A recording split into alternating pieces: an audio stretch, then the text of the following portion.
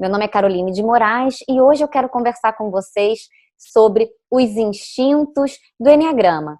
Como vocês bem sabem, o Eneagrama ele é uma sabedoria muito antiga, um sistema de autoconhecimento profundo, um mapa da consciência, um mapa da nossa essência, né? Ele apresenta 9 estratégias de personalidade, ou seja, 9 estratégias que o nosso ego pode escolher, digamos assim, de forma inconsciente para lidar com as questões que a gente começa a sentir desde a infância, com necessidades emocionais, né?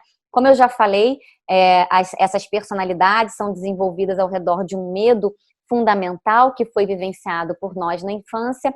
Isso vem se desenvolvendo ao longo do tempo e então, de 9 possibilidades, de acordo com o Eneagrama, a gente escolhe uma em específico. Cada um de nós tem uma estratégia que o ego utiliza para se sentir ou seguro, ou conectado com o mundo, ou no controle, ou no poder, enfim. São estratégias que a gente chama também dos eneatipos, né? Então, se você descobre que você é o eneatipo 1, né, que tem aquela programação 1, você está aprendendo qual é a estratégia que o teu ego escolheu para sentir, agir, né, para pensar muitas vezes no mundo. Qual que é o teu sistema de valores? Então, no Eneagrama é extremamente importante a gente fazer o estudo e descobrir qual é a nossa personalidade. Isso vai nos dar muita informação, muito autoconhecimento, né? E a partir disso você vai fazendo um caminho de desenvolvimento em direção à essência, como eu já falei aqui também. No entanto, dentro do estudo do Eneagrama, é importante conhecer também os instintos.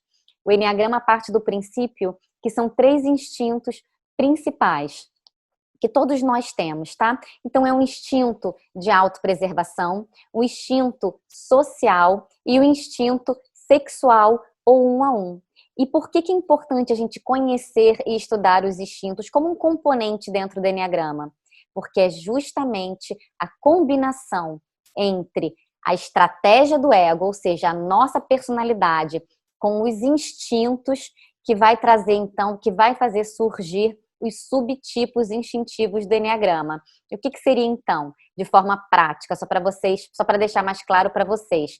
É como se cada um dos tipos do Eneagrama tivessem 3 versões principais. É como se existissem 3 tipos de 7. O 7 social, o 7 autopreservação ou o 7 sexual. E isso muda o comportamento entre eles. Por isso que muitas vezes as pessoas, quando estão lendo os descritivos do tipo, eles não se identificam. Eles dizem assim, nossa, mas eu não tenho todo esse comportamento aqui, ou não é exatamente assim. É claro, porque existem, então, os subtipos que fazem com que a gente seja e tenha comportamentos completamente diferentes uns dos outros. Então, quando você está nesse processo de autodescoberta, quando você está estudando o Eneagrama, não só conhecer a personalidade, como também conhecer o seu subtipo é essencial. E isso vai te trazer um gigantesco autoconhecimento, assim, informações muito ricas sobre você, com possibilidades muito grandes de desenvolvimento. De forma geral, os biólogos concordam que o ser humano tem 3 grandes grupos de comportamentos instintivos, ou seja, aqueles comportamentos que estão muito enraizados na nossa psique, que tem a ver com o nosso instinto de sobrevivência, ou aquele instinto de reprodução da espécie, ou instinto de socialização. Então, são comportamentos instintivos que a nossa raça tem, né? A gente é ser humano, então instintivamente a gente se comporta de uma maneira ou de outra. Então, quando você descobre qual é o teu instinto dominante, que é o que a teoria do Eneagrama ensina, você entende o que te influencia mais, o que é importante para você em relacionamentos. E uma vez que você aprende a trabalhar isso, a gente pode evitar muitos conflitos de relacionamento. Por exemplo, conflitos com outras pessoas, porque a gente tem muito das nossas reações são instintivas. Então, por exemplo, deixa eu falar um pouco sobre cada um desses 3. O instinto social, normalmente, são pessoas que estão mais orientadas para o grupo. São pessoas que, para elas, informação é muito importante, por exemplo, né? Elas têm muita facilidade de fazer networking, por exemplo, elas têm muita facilidade de se integrar com grupos diferentes, porque ela valoriza isso de uma forma muito inconsciente, muito instintiva, ela valoriza isso como uma questão de sobrevivência. Então, eu tô seguro se eu faço parte de determinado grupo, eu tô seguro, né, se eu sei quem é quem dentro das relações. Então, instintivamente, essa pessoa tem um comportamento mais orientado para o grupo. Por sua vez, quem tem esse instinto mais sexual, o sexual desenvolvido, ou 1 a 1, ou também, dentro da metodologia que eu estudei, ele é chamado de transmissor, são pessoas que são mais orientadas para essa relação 1 a 1, para o outro. Elas sentem que elas querem deixar um legado no mundo, elas gostam de se comunicar, elas querem passar adiante seus valores, suas crenças. Então, veja, para elas isso é muito importante, né? E instintivamente é isso que ela faz, ela dá um jeito de se sobressair, por exemplo, nos grupos, né? Ela dá um jeito de ter aquela pessoa que ela valoriza, que é importante para ela, muito conectado a ela. Então, instintivamente, essa relação 1 a 1, que não necessariamente é uma relação entre casais, pode ser com amigos, amigos preferidos, amigos escolhidos, enfim, uma série de questões se desdobra a partir daí. E temos também o instinto autopreservação, ou preservação, como alguns professores chamam, que diz respeito a sua casa, digamos assim, a cuidar do seu ninho, a questões relacionadas, se hoje se a casa está abastecida, se você está mantido, são mais sensíveis a questões, por exemplo, como temperatura, aquilo que faz com que a pessoa se sinta bem, se sinta segura, né? Então, instinto autopreservação. Agora, imagine o seguinte, tá? Imagine que você tem um instinto autopreservação dominante, ou seja, é isso que você faz com mais facilidade, você nem nota. Você vai estar atento se tem comida no teu armário, se não tem, se chover, se tá frio, se você vai levar o guarda-chuva, se você não vai, porque diz respeito à sua segurança. Então, isso é extremamente importante para você. No entanto, se a pessoa com quem você se relaciona tem um instinto social dominante, talvez ela não esteja atenta a essas questões. E outras questões para ela, instintivamente, são mais importantes. É como se fosse, gente, né, quase uma questão de escolha. É aquilo que a gente faz de forma tão natural e é por isso que a gente negligencia outras coisas. Então, veja, todos nós temos os 3 instintos, certo? É importante para todos nós, os 3. Você cuidar de você, você ter uma relação com o outro, ou você se relacionar com o grupo. Todos nós temos os 3. Mas, por alguma razão, né, o nosso ego também tem um desses mais desenvolvido e o outro como se fosse menos desenvolvido. E a partir do momento que você descobre qual é o teu subtipo, então, beleza, eu sou um 2, social, ou eu sou um 2, autopreservação, ou eu sou um 2, sexual, você também vai conseguir fazer um trabalho de desenvolvimento para que esses 2 instintos que não estão tão desenvolvidos, para que eles possam também ter mais espaço. É claro que isso é uma jornada, mas esse conhecimento dos instintos é muito importante para o autodesenvolvimento. Então, se são 9 perfis, 9 estratégias do ego e 3 instintos principais, quando a gente junta isso, nós temos 27 possibilidades, né? Porque cada perfil tem 3 versões. Então, vamos pensar o seguinte, imagine que você é o tipo 7 do Eneagrama. Essa é a sua personalidade, né? Então, você é uma pessoa entusiasmada, uma pessoa que tem um olhar otimista para a vida, não é isso mesmo? Uma pessoa que busca se sentir bem, que busca felicidade, né? Que super criativo, que tem várias ideias ao mesmo tempo, né? Que adora começar, iniciar projetos, mas também tem dificuldade com execução. Você é uma pessoa que foge de conversas difíceis, não é isso? Tem medo, muitas vezes medo da dor, medo de cair na armadilha do sofrimento.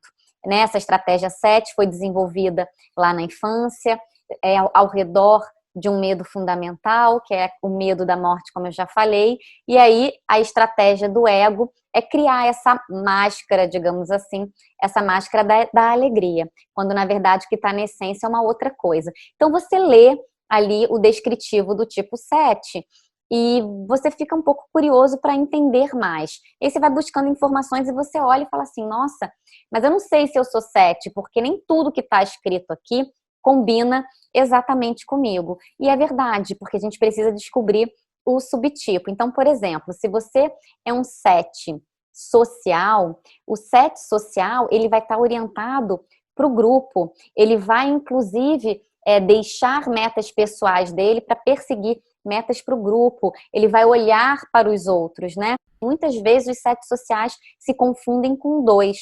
Da mesma forma acontece quando a gente tem um 7 com o subtipo preservação, subtipo instintivo autopreservação. Essa pessoa ela pode ser muito orientada para as questões do lar, até mais organizada, mais estruturada, obsessiva por detalhes, que muitas vezes se confunde até com o tipo 1. Você imaginaria um tipo 7 ser confundido com o tipo 1, dependendo do subtipo, porque o instinto é muito forte, provavelmente ele pode ser confundido. Dentro da metodologia que eu estudo, é isso que a gente vê, é isso que a gente percebe. Por isso que as pessoas falam, nossa, mas eu não consigo me identificar no Eneagrama, porque tem a influência desses instintos. Um 7 transmissor, ou 7 sexual, por exemplo, ele vai ser uma pessoa mais parecida com aquilo que está no descritivo do 7, né? Extremamente carismática, alegre, comunicativa, que fala pra caramba, ao passo que o 7 social tem uma parte dele nessa questão da comunicação que é um pouco mais retraída. E é tão interessante que quando você descobre o teu instinto, né, normalmente a gente fala que você costuma ver mais o segundo, porque o primeiro ele é tão instintivo, ele é tão natural, que a gente nem nota que tem aquele comportamento, né? Mas a minha dica para vocês é assim, para quem já conhece a personalidade, já sabe qual é o teu perfil do Eneagrama, quando você estiver fazendo algum exercício para descobrir o subtipo instintivo, se tiver difícil para você encontrar, lembre-se de procurar aquele que menos é você, aquele que menos combina com você, né? Aquele que pode estar reprimido, digamos assim. Eu acho que o instinto que eu menos vejo acontecendo, com menos comportamentos que eu tenho, já ajuda você então a fazer ali uma análise qual dos outros 2 será o seu perfil, tá certo? E vamos lembrar assim, o Eneagrama, ele é um sistema, ele não é determinista, ele é um sistema de movimento, é um sistema vivo, né? A gente tem momentos da nossa vida que a gente está tendo comportamentos de cada um dos perfis. Eu estou falando de uma estratégia dominante que é influenciada por comportamentos instintivos nossos enquanto raça. E é justamente isso que faz o Eneagrama ser um sistema tão completo. Saber quem é você, do que você gosta, o que te irrita, né? O que te tira do sério, o que te torna reativo, o que te estressa, e ao mesmo tempo quais são suas capacidades, quais são suas competências. Autoconhecimento, ele é bom em qualquer tempo, principalmente quando a gente está enfrentando situações difíceis. O Eneagrama, ele é um sistema complexo para quem está começando, mas uma vez que você compreende como é que esse sistema funciona, ele verdadeiramente pode trazer muito caminho para que você faça a transformação que você busca, né? A vida está o tempo inteiro pedindo para que a gente evolua, pedindo por avanços, não é verdade? Bom, é claro, eu falei aqui muito brevemente sobre o que são os instintos do Eneagrama, né? Como eles podem mostrar que os perfis têm comportamentos diferentes, né? São estratégias diferentes. Quando você descobrir mais sobre isso, você vai ver como você pode se desenvolver. E claro que aqui, ao longo do ano, eu vou trazendo mais informação para vocês. Mas se vocês quiserem conhecer mais dos perfis do Eneagrama, vocês podem baixar o meu e-book no meu site, carolinedemorais.com.br. No final do e-book, eu coloco ali uma biografia que vocês podem estudar para descobrir mais também sobre os subtipos do Eneagrama, tá? Quem quiser também pode me seguir no Instagram, eu estou colocando lá informações constantes sobre o Enneagrama também, e qualquer coisa que você tiver dúvidas sobre os instintos, você pode me contactar pelo meu e-mail, que é contato@carolinedemorais.com.br. E agora, para finalizar a nossa sessão, eu quero deixar para vocês um trecho de uma música muito bonita que eu encontrei esses dias e que eu acho que faz sentido, tá, com o tema de hoje, que diz o seguinte: como um rio que corre para o mar, correntezas carregam o medo, confiança para atravessar a fronteira do eu derradeiro. Não há desculpas para se escorar. Já foi dito, a hora é essa. O tempo é de se integrar, abraçando o que ainda resta. Estou morrendo para o passado e nem anseio pelo futuro. Minha coroa tem brilho dourado, provo o néctar do amor maduro. Tá bom? Muito obrigada pela sua atenção e até a próxima.